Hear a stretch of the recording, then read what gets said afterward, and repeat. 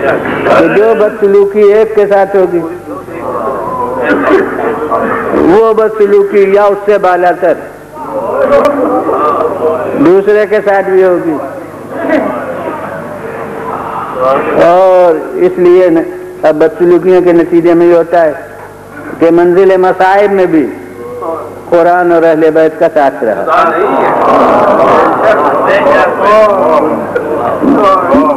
جسے دنیا کم خطرناک سمجھتی تھی اپنے غلط مقاصد کے لیے اس کو کم مصائب کا شکار کیا. جسے زیادہ اپنے لیے ضرر رساں سمجھتی تھی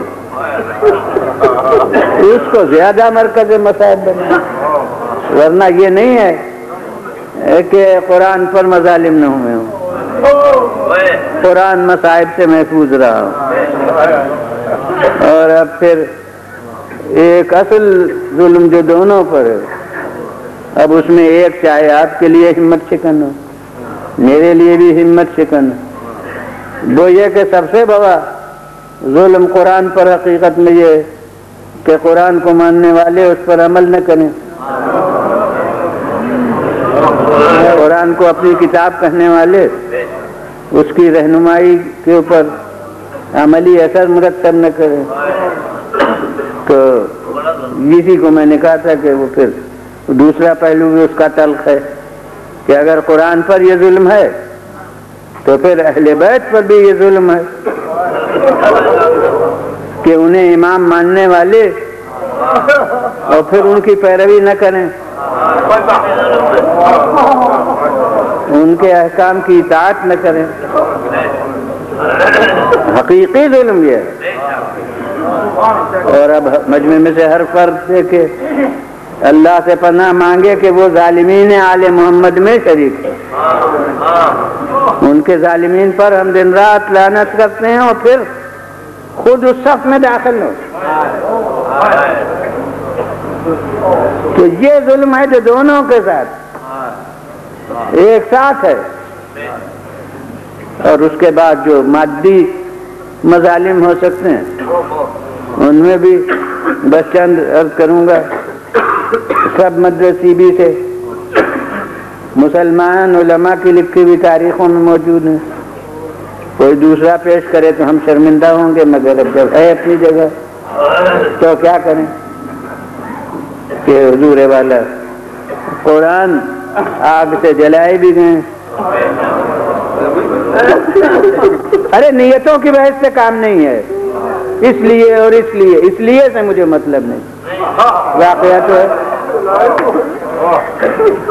کہ قرآن آگ سے جلائے گا تو یہ قرآن پر ظلم ہوا ہے. اور اب اہل بیت کے یہاں خاص سیدہ کے دروازے پر لکڑیاں دیکھ لیجئے،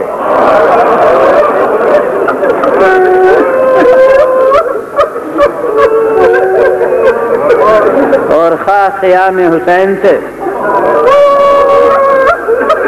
بلند ہوتے ہوئے شعلے دیکھ لیجئے.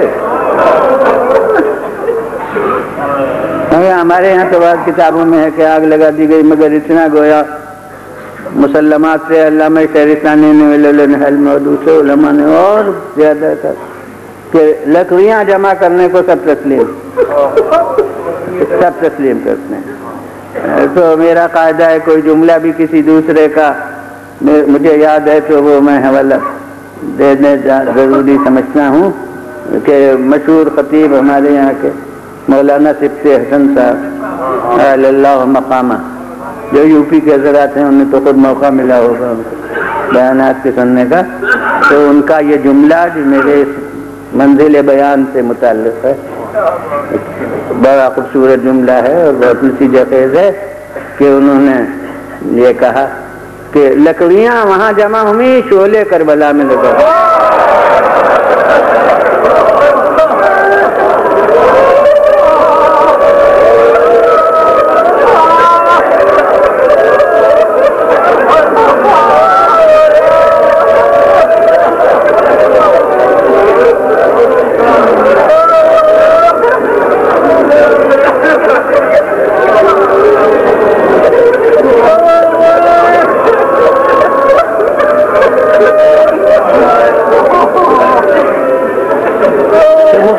مختصر عرض کر رہا ہوں، یہ ایک ظلم ہے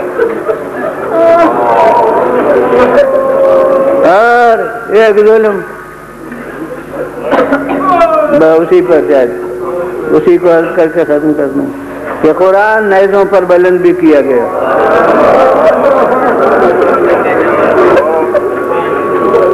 اور وہاں تو تاریخ میں ایک منظر ہے، وہ طبری میں بھی ہے، دوسری کتابوں میں بھی ہے،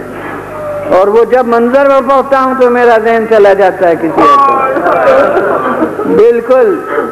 صفین کی جنگ میں، اور وہاں یہ منظر ہے کہ بہت سے قرآن نیزوں پر بلند تھے، اور ایک نیزے طویل پر جسے بہت سے لوگ سنبھالے ہوئے تھے،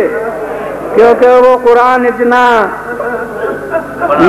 جسمانی حیثیت سے بھی بڑا تھا،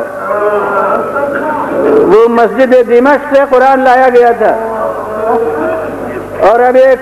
ضمنی نتیجہ ہے کہ ہر ایک درایتاً محسوس کر سکتا ہے کہ یہ ہنگامی عمل نہ تھا بلکہ شروع سے بنا ہوا منصوبہ تھا، ورنہ اتنا بڑا قرآن کہ جو ایک آدمی اٹھا نہ سکے، بہت سے آدمی مل کر اسے اٹھائیں جس کا وزن اتنا ہو،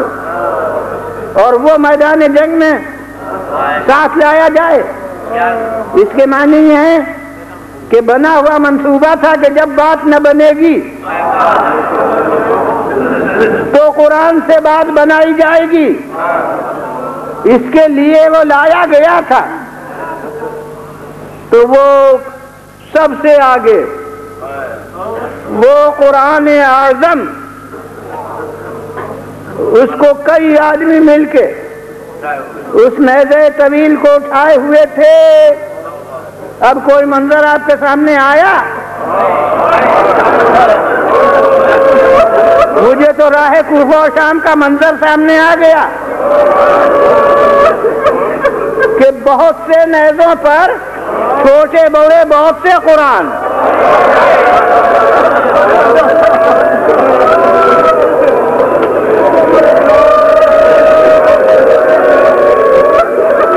وہ قرآن ہیں، اور ایک نیزے طویل پر قرآن اعظم جو سب سے بڑا قرآن ہے وہ ہے، اور اس نے اس عالم میں بھی اپنے نانا کی حدیث کو مجسم طور سے سچ کر دکھایا کہ دیکھو ہم سے قرآن جدا نہیں ہوتا، کٹا ہوا سر ہے مگر وہ بھی سورہ کہف کی تلاوت کر رہا ہے۔ بس اہل ادا اب یہیں ایک رخ پیش کر کے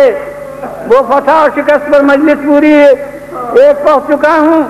اس میں بہت سے حضرات جو شریک تھے وہ اس مجلس میں موجود ہوں گے۔ میں کہتا ہوں کہ بہت تھوڑی دیر تک یہ تصور ان لوگوں کو رہا کہ فتح ہمیں ہوئی، ہمیں فتح ہوئی، ورنہ فتح کے نقارے کیوں بجاتے، ورنہ فتح کی منت میں جو روزے رکھے تھے ان روزوں کو کیوں کھولتے، جس کی وجہ سے ہمیں ممانعت ہو گئی ہمارے ائمہ کی کہ عشرے کے دن روزہ نہ رکھو،